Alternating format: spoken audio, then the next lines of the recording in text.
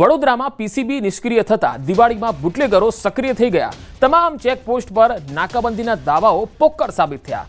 એસએમસીએ દરોડો પાડતા શહેર પોલીસ ઊંઘતી ઝડપાઈ છે। દિવાળી ટાણે જ એસએમસીએ એક કન્ટેનર ભરી વિદેશી દારૂ ઝડપ્યો છે। છાણી જીએસએફસી પાસેથી કન્ટેનર શહેરમાં ઘૂસે એ પહેલા જ એસએમસીએ પ્લાન નિષ્ફળ બનાવી દીધો। લાકડાના ભૂસા વચ્ચે છુપાવ્યો હતો દારૂનો જથ્થો અને દારૂ ભરેલું કન્ટેનર છાણી પોલીસ સ્ટેશને લઈ જવામાં આવ્યું છે। ચેકિંગ હોવા છતાં દારૂ કઈ રીતે ઘૂસી જાય છે મોટો સવાલ છે, કારણ કે આ દરેક જિલ્લામાં સ્થિતિ બની રહી છે। વધુ માહિતી મેળવીએ સંવાદદાતા હાર્દિક દીક્ષિત વડોદરાથી મારી સાથે જોડાયા છે। હાર્દિક, શહેર પોલીસ એવું લાગે છે કે મલાઈમાં મસ્ત છે, અહીંયા તો દારૂ વારંવાર પકડાઈ રહ્યા છે। વડોદરા શહેર પોલીસ કમિશનર સાથે વાત કરી હતી કે દિવાળી ટાણે વડોદરા શહેર પોલીસ કેટલી સક્રિય છે, ત્યારે પોલીસ કમિશનર નરસિંહા કુમારે એવો દાવો કર્યો હતો કેમેરા સમક્ષ કે ભાઈ તમામ જે ચેકપોસ્ટ છે ત્યાં ચેકિંગ કરવામાં આવી રહ્યું છે અને પોલીસ જે છે તે તમામ વાહનોને ચેક કરીને ગુનાખોરીનું પ્રમાણ ઘટે તેવા પ્રકારના પ્રયત્નો કરી રહી છે। પરંતુ જે એસએમસીની ટીમ છે તેમને વડોદરા શહેર પોલીસ કમિશનરના જે તમામ દાવા છે તે ખોટા છે એવું સાબિત કરી બતાવ્યું છે।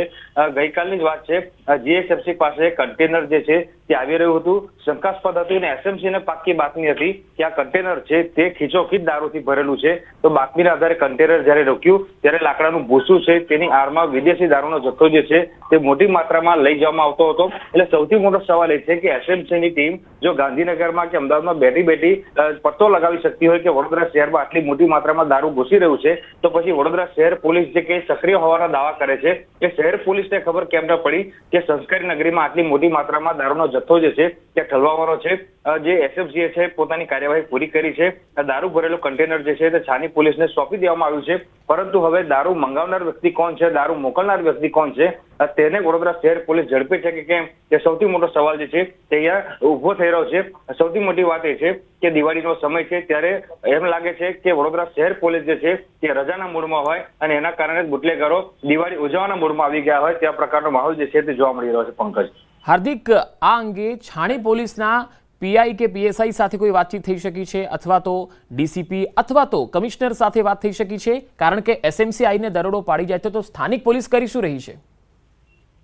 બિલકુલ ત્રીજો આ દર વખતનું છે, જ્યારે પણ બહારની કોઈ એજન્સી આવીને દરોડો પાડે ત્યારે વડોદરા શહેર પોલીસ જે છે તે મીડિયાથી મોં છુપાવતી હોય છે અને એ જ પ્રકારનો ઘાટ જે છે તે આ વખતે પરિવાર સર્જાયો છે।